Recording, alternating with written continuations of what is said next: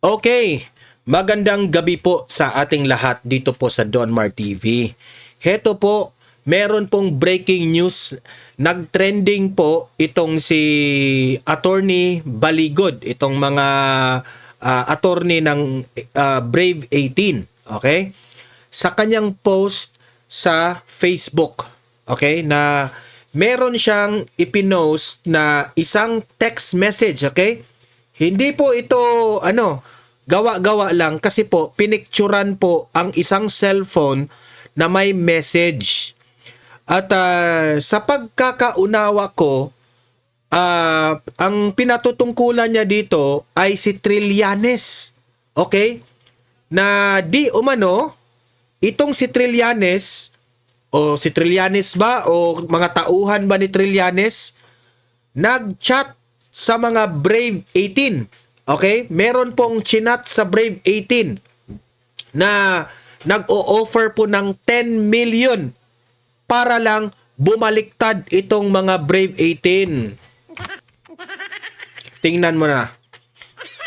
So, alamin po natin ito ha. Di umano ha, dapat itong sagutin ni Trillanes kung totoo ba ito. Kasi may ebidensyang ipinakita itong si Attorney Baligod. Okay? Yan ang una nating pag-uusapan. At pangalawa nating pag-uusapan ay itong interview ng political analyst Professor Malu Tikia. Okay? Political analyst Malu Tikia na in-interview siya ng One News patungkol po sa impeachment ni VP Sara.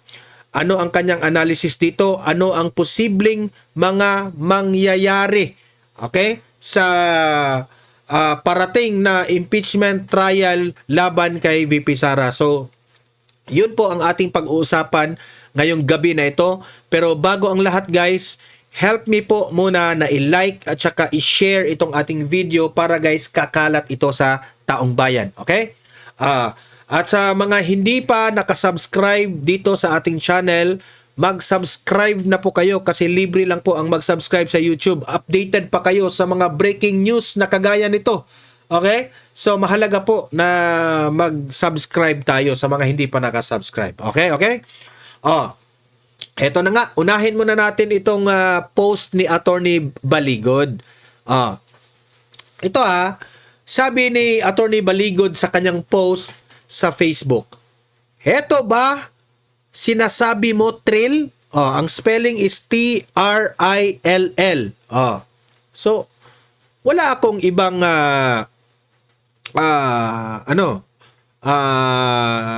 naunawaan ko na si Trillanes po ang pinatutungkulan ni Attorney Baligod. Tapos, pinost pa niya ang picture ni Trillanes dito. Okay? Ito ba sinasabi mo, Trill? Bakit kailangang niyong offeran ng 10 million ang bawat isa sa Brave 18? Para itago niyo ang katotohanan? Lousy kayo talaga. Ayan, Trillanes. Sinabi ni Attorney Baligod, Trillanes, na lousy ka raw. Ha? Lousy ka raw. Ito hindi ko ibig sabihin na totoo ito. Ito, nagbabalita lang po tayo dito ha. Dapat ito, sagutin ni Trillanes kung ito ba'y totoo o hindi. Okay? So, ito, ang daming nag-ano nito 13.3k likes ha, 13,000 likes. 1,800 po ang nagko-comment. Ang nag-share nito is 2,700. So, meaning to say, ang daming nakakita nitong balita na ito. Okay? Lakihan natin. Ngayon, lakihan natin. Ito yung text message. Lakihan natin para alam ninyo kung ano yung tinext umano sa kampo ni Trillanes. Ito po, at liitan muna natin ito at lakihan natin para makita natin ang buong buo. Ayan. Ayan, kita ninyo? Sa cellphone yan, ebidensya po ito, pinictura nila sa cellphone. Ayan, Sabi dito, Pero ang sisimulan ko dito ha, dito. Yan, sisimulan ko diyan. Yan. Pero ang maganda nito, maatras ang mga kaso mo. Saka batch tayo, yan importante. So, sa pagkaka-understand ko dito, cellphone ito sa isa sa mga 18 ex-Marines na chinatan siya. Okay? Sabi dito, ito yung hinighlight ha. Pag ma-okay ka, ganito, magkaroon ka ng 5 million, iatras ang kaso. Then, mawala ka na sa media. Parang Guteza na wala na. Meaning to say, ganun ba ang ginawa ni Guteza?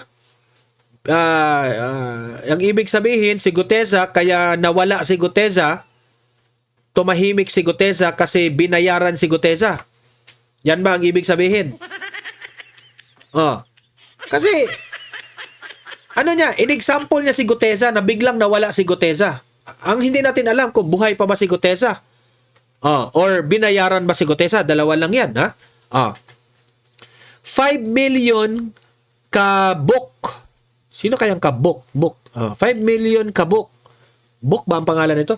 Meron akong 5 million, tulungan tayo, Bok. Bok yung parang sino kaya sa book na merong screen name na book o parang nickname na book? Magkaroon ka at magkaroon din ako. Ayan. So 5 million and 5 million, 10 million lahat. Okay? Ulitin ko ha. Pag ma-okay ka, ganito magkaroon ka ng 5 million, iatras ang kaso. Then mawala ka na sa media, parang Guteza na wala na. 5 million ka, Bok. Meron ako 5 million, tulungan tayo, Bok. Magkaroon ka at magkaroon din ako. Tingnan mo yan. Ganyan sila kung totoo man ito, ganyan kayaman sila. 5 million. Actually, ang 5 million, barya lang yan. Yung 5 million sa kanila, barya lang yan. Sa sobrang daming ninakaw nila sa flood control, di ba? Billion. 5 million is nothing. At ang importante sa lahat, mawala ang kaso mo. Then manahimik na lang, Bok. So, inopera nila. So, kung totoo man ito, talagang takot na takot sila dito sa Brave 18. Kasi inopera nila ang Brave 18 eh. Kung kakasaka, unahan na natin. Ibig sabihin, kung papayag ka, unahan na nila. Okay? Kasi ang dami nila, 18 sila, di ba? Pag sure ka na, saka ko na ilatag sa kanila. Di ba? So talagang dinidiskartihan nila yung Brave 18. I-sure muna natin na makuha natin ang pera sa atin, Bok. Talagang pinapapa-assure yung Brave 18 na totoo ito. Babayaran sila ng 10 million para lang bumaliktad sila. Ha? Pag tumalon ka, manahimik na, then wala na parang bula. Talagang kino-convince nila. Dito sa text message na ito, kino-convince nila. Okay? Yan po ang latest na pinost na ebidensya nitong si Attorney Baligon. Okay? Yan ang sabi ko sa inyo.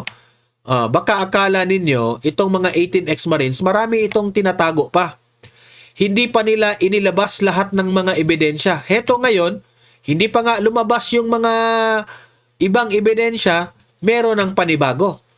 Ako, malaki ang chance na maniniwala ako rito eh.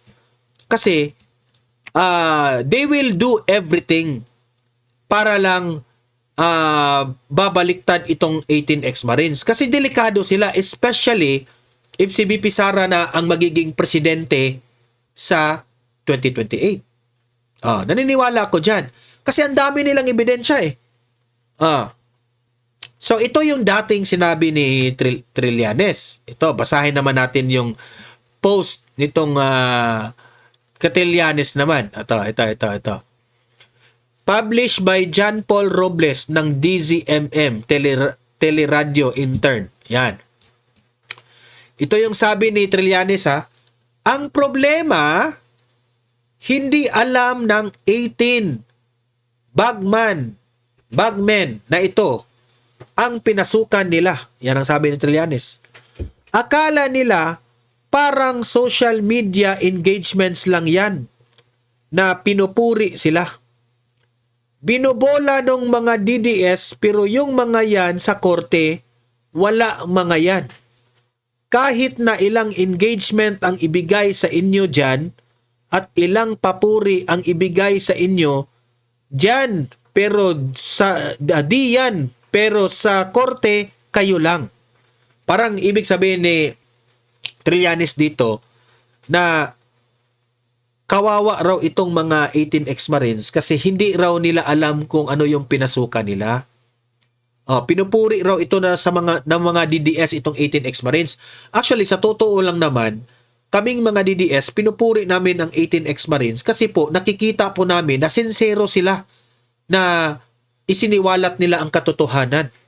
Sino ba namang hindi maniniwala sa kanila na sila po ay dating mga bodyguards at mga bagmen ni Zaldico. At mismo si Zaldico po na mismo ang nagsabi na totoo po itong kanilang mga pagdi-deliver ng mga male-maleta. So, wala mang confirmation si Zaldico na totoo itong mga sinabi ng 18 ex-Marines, no?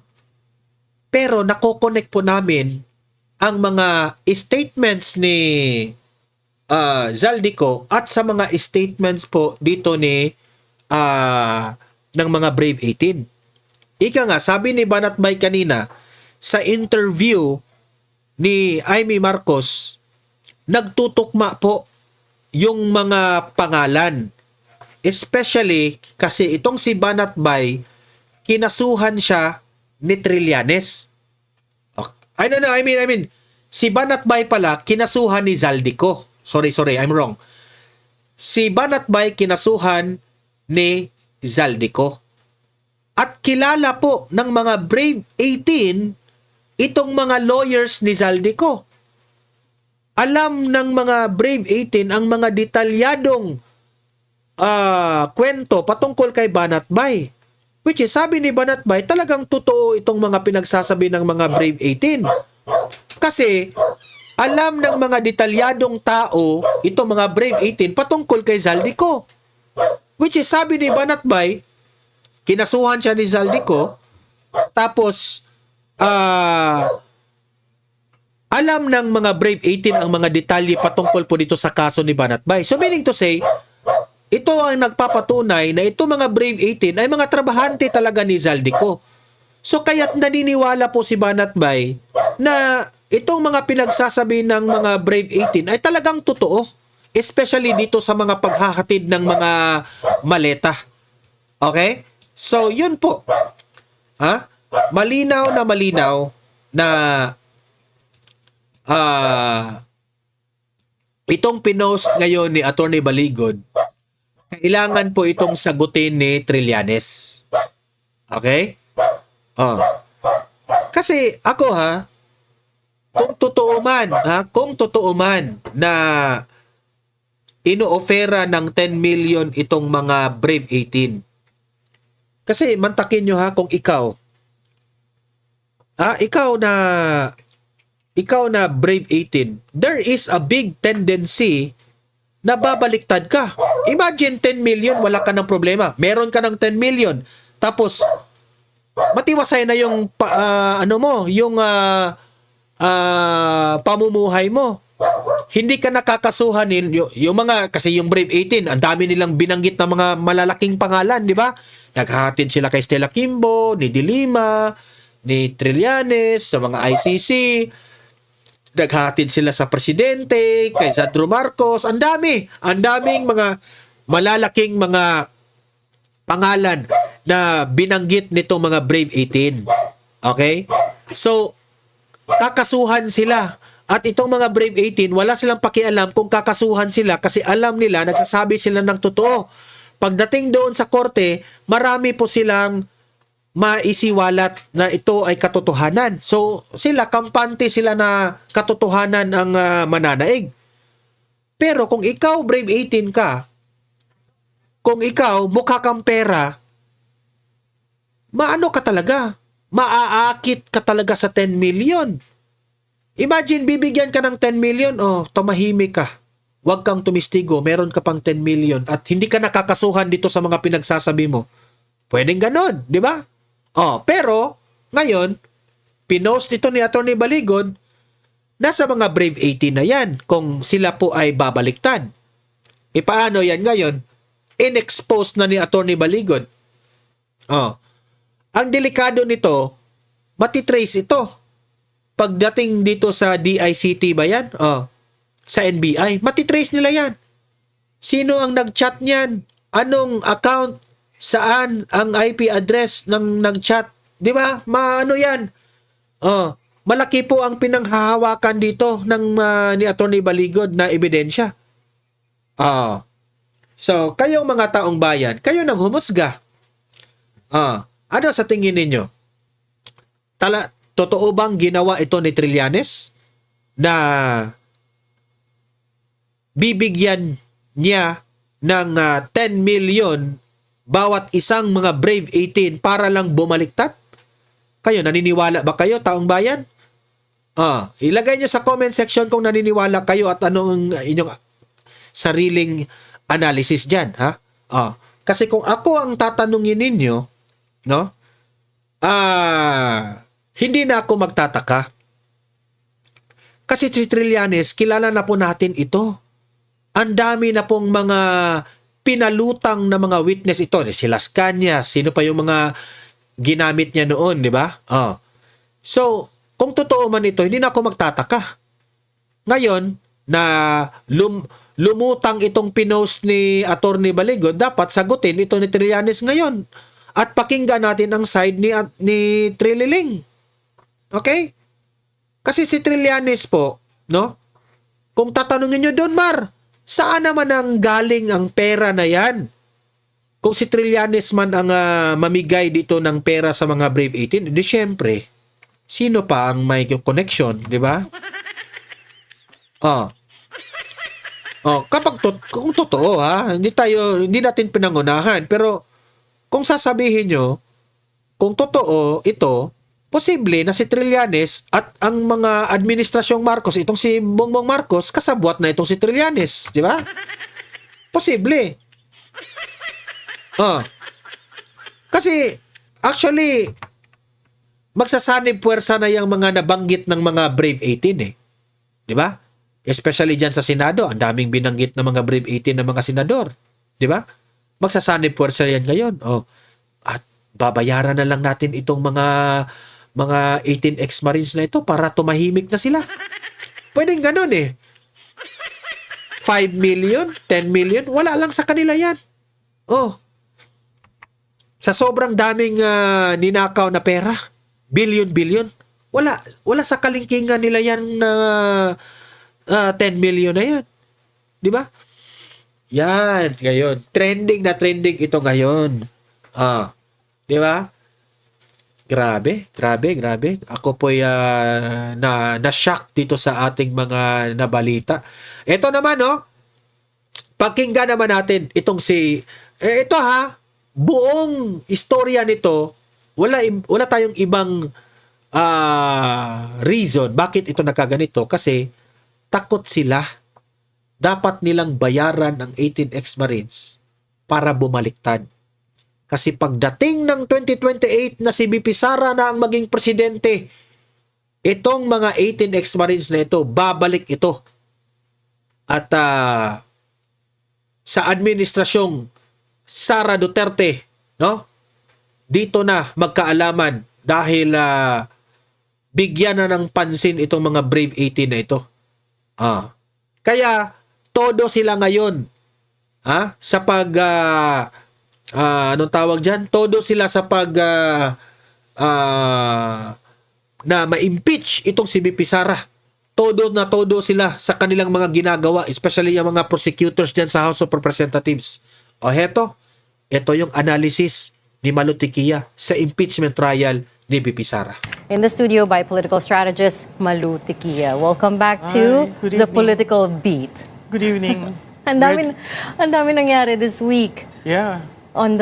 specifically on the pre-trial. We see it's closed off to the media, right? So we didn't get first-hand access to it, but we did speak to many people, both sides, defense, prosecution, and that's where doon natin nalaman yung mga the demands of each side, the list of witnesses, and so on and so forth. First of all, what did you make of all of it?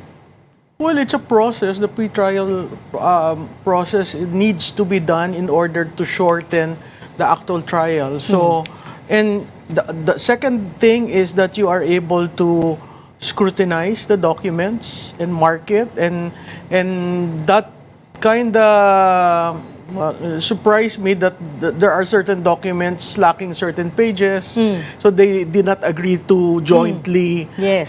mark it. So you will see from the outset that there are already strategies being laid out, but they are not discussing it. What are you sniffing?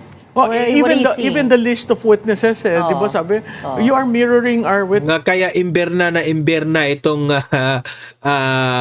prosecutor sa defense team kasi talagang malakas yung kaso nila pero itong mga prosecutors talagang mahina. Yes, but that's essentially a strategy to debunk and assail. I mean, imagine if you're going to present former Senator Trillanes and Mr. Madriaga, and that they will also be the witnesses of the Correct. defense, it's essentially to assail them. So you have to stand on what you Ano pang swore, aasahan? in terms of the affidavit, and that was used by the prosecution. So this is interesting because sparks were made on the first day.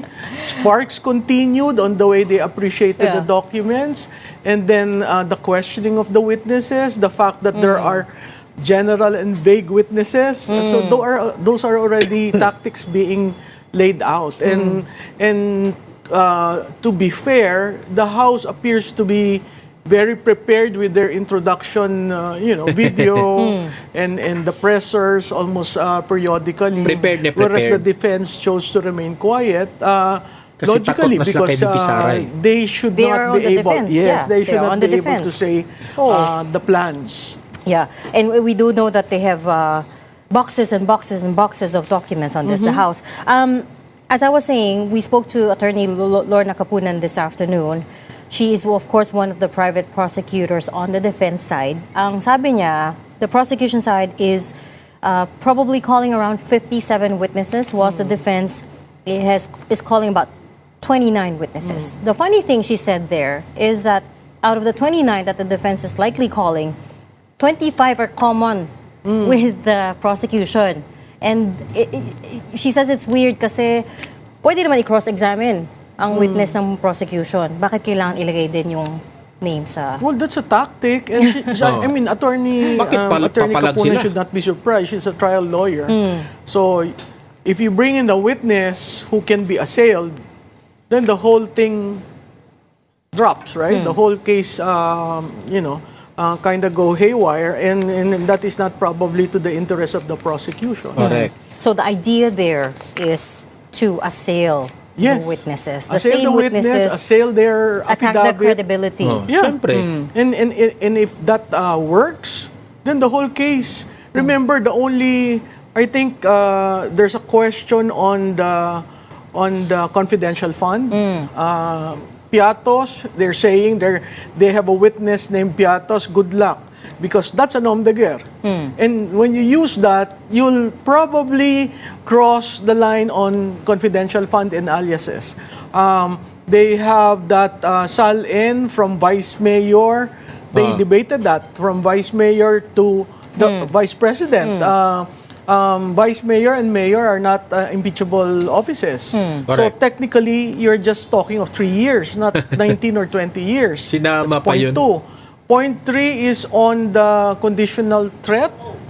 conditional threat is something that is hard to prove unless correct. they bring in that person who they claim was commissioned by the vice president to do. Maybe they Yes, found so, him or her. I don't know. I don't know.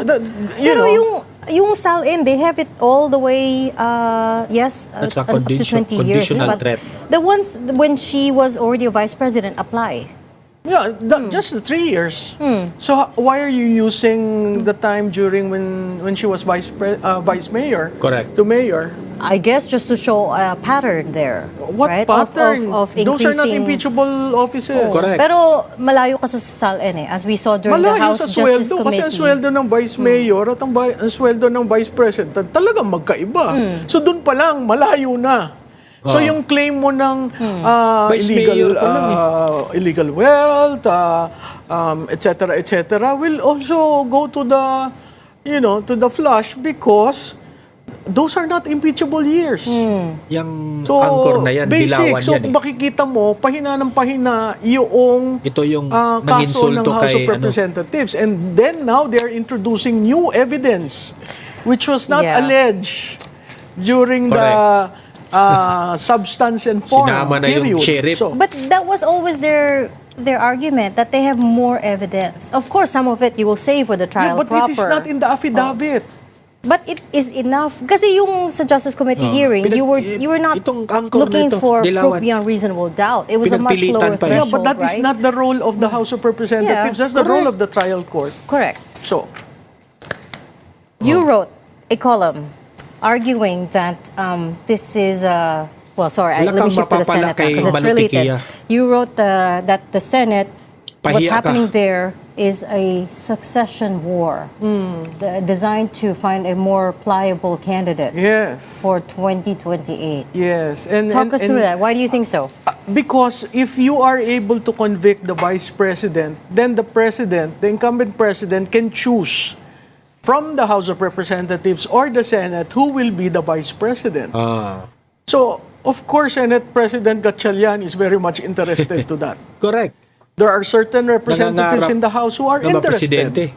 And that alone, the succession, defines 2028. If I am taken and confirmed by both chambers to be the vice president succeeding Vice President Sara. Sara Duterte, then I am more competitive as a successor. Wow. The problem with our presidential system is that every president has to take care of the succession. Unfortunately, some do not want to get involved with the successor leader, because they will be staking, and if you do not have an endorsement power, your candidate, whoever you will anoint, will suffer. I.e., Gloria Arroyo and Gibo Chodoro. So those things have to come into play, and every president must now reckon with who will be my successor. Let me be blunt and connect the dots here. You're saying this is BBM's way of anointing his successor? Yes, by getting whoever he will anoint as vice president Correct. In replacement to Sara Duterte, Siyempre si Win and Gatchalian. getting both chambers to confirm. Two things. The president can nominate from any of the House or Senate, but both chambers will have to confirm. Of course, of course. But that's Alangan naman si many Martin steps ahead. Romualdez. First, we have to get through an impeachment trial. And let's not forget, mataas ang threshold to convict. Yes, I but- know there's a lot of debate right now on what the number There's is. that school of thought that, it can be a carrot for anyone who is interested to go national. Is it? A Yes. carrot? Because they're talking of conviction already. Correct. When in fact, it's very hard to but get that exactly, conviction. Whether it's 16 or 15, It's 16. It's still may school of thought din na 15. Oh, naku, wala yung mga yun. Because- 16. Nasa Constitution 16. Sorry, Malu, but Oo. but yung people who are in the 15 or 14 camp include former justices, like kunyari, Oh, yeah, but former senior Davide and associate justice. Ascuna are for 16. So Oh. it's Paano yan? Former divided. Saj you know? Antonio Carpio says it's not hard and fast. Former SP Frank Trilon says I'll go with Chief Justice Davide and Ascuna. Yung term ni former SP Drilon is, Si Davide the si Ascuna ang two nagsabing are 16. beyond the Senate's coercive jurisdiction, meaning the Senate can't compel them to No, they were not participate. suspended by the Senate. They were No, not I know, disciplined by the yes, Senate. but one is under the jurisdiction of the law. They will find Remember yan. ways for that person to vote. They were not disciplined.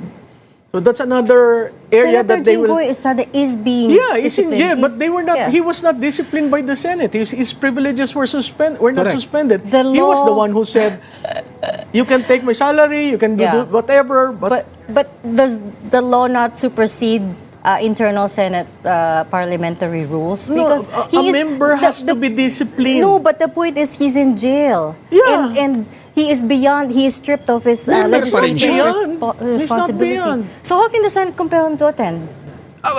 Talk to the Sandigan Bayan and allow him for law to vote. Correct. That is There the- are so many ways to do that. That is, the former Senator De Lima tried that. The Oh. the Muntinlupa RTC denied it. Oh, but because it's still you can try it. It doesn't mean it's the decision will be carried.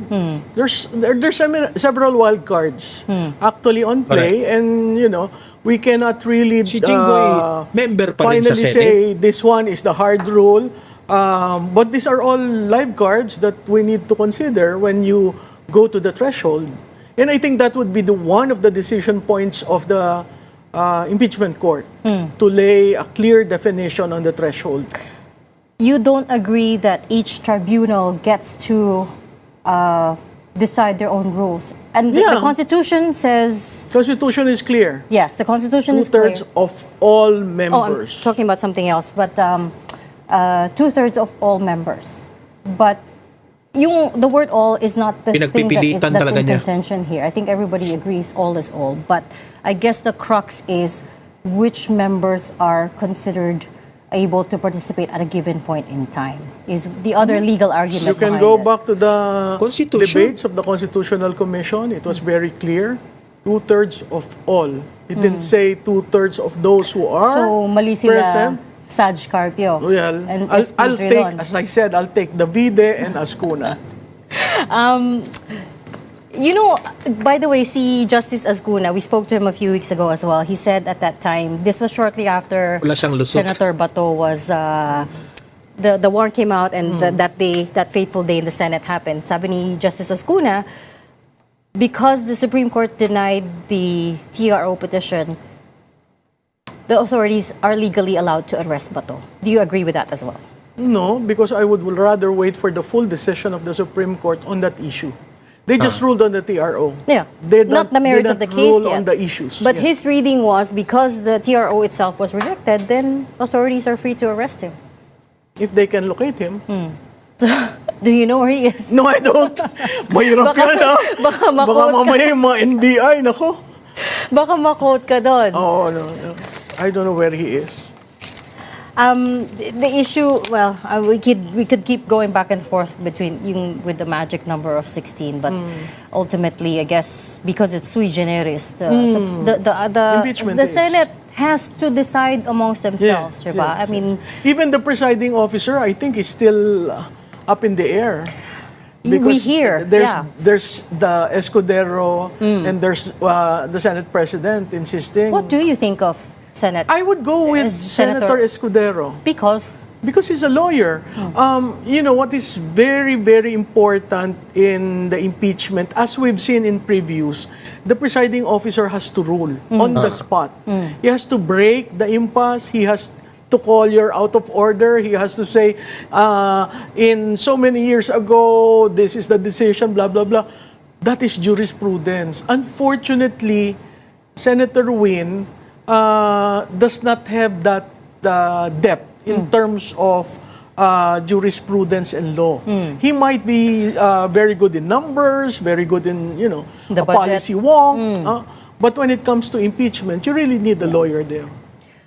some people say that he's not the right person to preside because Senator Cheese because of forthwith, the issue over Yeah, forthwith. but the forthwith was settled by the Supreme Oh. Court. Let's move on. You think he's the best person? Yeah, yeah. Unfortunately, he had some problems with, but Grabe si when Malo. it comes to Explain. Straight to really the point. presiding and calling it as it is, I think I'd have a good night's sleep with Senator Escudero there. Can we have a real conversation about what's at stake here for him? That day that he just turned up to plenary and became the swing vote. What do you think? Because the now majority also say that was a surprise for them. They didn't Yeah. know he was going to turn up. I was also surprised by that. Do you think there was horse trading that Yes. happened here behind the scenes? Yes. And what's on the table, on the line for him? Cases will not be filed, things will not be opened, insertions will not be looked at. That's But the it's- reality of politics. The carrot and stick is very, very definitive when it comes to what is happening in the Senate and also in the House, when they were able to get bigger than one-third people, legislators signing the impeachment. So the carrot and stick is... 257. Yes, that's bigger than the first. Can you carrot and stick 257 legislators? Yeah, you can do That's a carrot lot. through incentives and stick to It's- cases. Parang naman that's ultra the superpower already. No, that's how they are. With the so you're saying that they might drop the cases against him. I think they already dropped 3. I mean, he even announced. That's why I was saying, yung na-drop why was- announce it? 3 out of 5 Yung were... na-drop was the one on campaign Yes. finance, campaign donation, but later on, George Garcia, the COMELEC chair, said, we're looking at it again. Oh, so... And even yung kay Joel Villanueva, most people would say, oh, wala na yan. Then all of a sudden, the ombudsman was saying, no, we're going to see through it. Correct. So I don't know if that was a right move by the two. Certainly, Nasaan na kaya they got yun? burned. Ombudsman Their Rimulya. reputations got damaged. But, that's how politics is in this country. How do you think it's possible at all for them to drop such big cases? I mean, Yes! remember the case Ombudsman with ang may Sen. Joel hawak. is one of the first ones that they... And he was one of the Put first who together said, as as a early case. as 20, I think something, delivered a privilege speech in the Senate and was saying, I was the first who called. Now you're suing me? So, But he wasn't the first who shone a light on the flood control issues in Bulacan. he was. It was Senator Ping. No, he was. Ping was 2020, today, 2026. I think 2024, he was already, Senator Villanueva was already talking about it. I will check that. I want to continue this conversation. Unfortunately, I'm being told to wrap up. Let's continue our discussion on foreign information manipulation and interference. We are joined by Dominic Ligot, founder of Cyrilitics, and again, political strategist Malu Tiquia. And we brought you back in kasi now I want to talk about information warfare. Kasi we're moving rapidly towards a very consequential election, national election. I know 2 years away pa, pero even now, ang ingay na. It's almost very predictable that the noise will escalate around elections or around highly politicized events like impeachments, which is also probably around the election. So on the FEMI angle naman, that's where I would say it becomes easier to identify if there's some state-sponsored activity for or against a particular politician. Kasi mas obvious na eh. And that's why Baka we felt naman this was the... partisan lang. Well, partisanship Or supporters lang is, talaga. is part of the equation. I mean, it's in the same manner, you have local businessmen sponsoring their local congressmen. So ayan, no, they're talking another topic, but pag-usapan natin yung mag-comment tayo doon sa sinabing Attorney Malu, no? Ani Professor Malu Tiquia, no? Na ang sinabi doon sa konstitusyon, members of all the Senate, okay, ang boboto po. So ang 2/3 ay 16. Kahit pinagpipilitan ng anchor sa One News, wala talaga. Talo siya kay Malu. Grabe mag-research yan si Malu Tiquia, 'di ba? So ayan, no? Obvious na itong administrasyong Marcos na ito ay they are doing their best para mabend ang law para lang pumabor sa kanila. Alam naman natin yan. Ah. So, kayo ha, sa mga audience ko dito sa Donmar TV, narinig nyo naman si Malutikia loud and clear. Mag-comment kayo, no? Ilatag nyo ang inyong opinion sa comment section. Babasahin natin yan. Okay? Paki-like, paki-share itong video natin at sa mga hindi pa nakasubscribe, subscribe na po kayo sa Donmar TV para lagi kayong updated sa ating mga trending na mga balita. Okay? See you in my next video. Have a great day. Have a great night. God bless po sa ating lahat. Mabuhay ang Pilipinas and God save the Philippines. Ayan. Bye-bye. Well, abot bibim, yawa ka.